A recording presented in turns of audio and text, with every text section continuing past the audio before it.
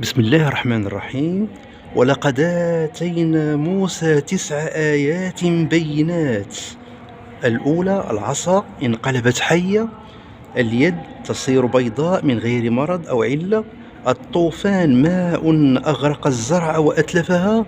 رابعا الجراد أكل الزروع والثمار، القمل آذى الإنسان والحيوان وأفسد النبات، الضفادع ملأت بيوتهم وآنيتهم، الدم صارت أنهارهم وآبارهم دما، السنين قحط الأرض بسبب قلة الأمطار ونقص الثمرات، قلة الثمرات.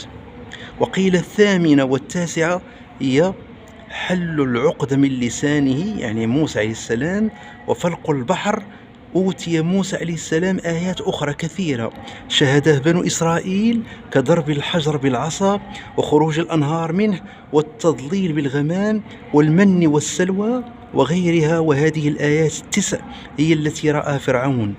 المن يقال هو العسل الأبيض، والسلوى يقال هو الحمام، والله أعلم.